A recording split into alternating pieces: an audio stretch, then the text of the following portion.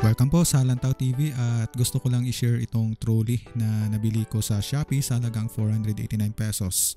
So buksan na po natin. Maayos naman po yung kanyang packaging. Mayroon naman pong siyang bubble wrap. Dapat ay mayroon siyang support na carton dito para hindi mabasag yung plastic.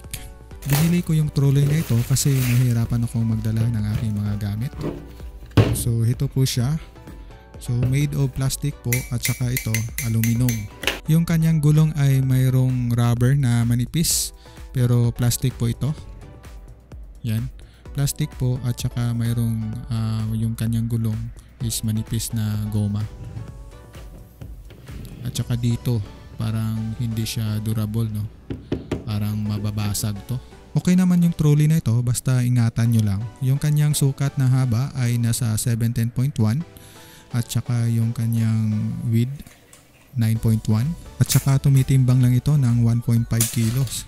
So kayang-kaya natin bitbitin. Maganda din siyang gamitin, no, kapag tayo ay nagro-grocery.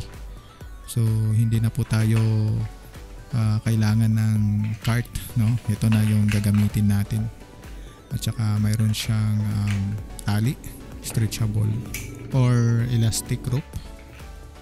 Yung disadvantage lang dito ay yung kanyang material, no, plastic. So para siyang mababasag. So iingatan nyo talaga ito. At saka mahaba po siya. Nasa 38 inches kapag ito ay fully na maiangat natin yung kanyang handle. Yung problema lang dito yung kanyang durability, no. Kasi sa kanyang presyo, okay naman. Mamahalin talaga yung mga matitibay na mga trolley. Ngayon ay itatry natin sa isang container ng tubig. So almost mga 20 kilograms po ito yung kanyang bigat.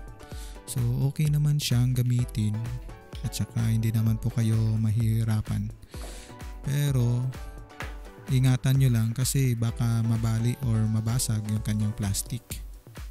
So dapat angatin nyo yung tubig na ito. So hindi po dapat inaangat yung trolley. Kasi kapag ang trolley yung inangat nyo ay mababasag talaga. Sabi po kasi dito is 70 kilograms pero kaya naman, pero wag na nating subukan. Baka masira lang yung ating trolley. Para po sa akin, itong trolley na ito ay okay na po siyang gamitin kapag tayo ay nagbubuhat ng mga malalaking bagay na hindi naman gaanong kabigatan. At saka kung gusto niya talaga na durable na mga trolley ay nagkakahalaga yan ng mga 2,000 to 3,000 pesos. So medyo mahal. Ito is nasa 489 lang. So ilalagay ko na lang po yung link po saan ko siya nabili.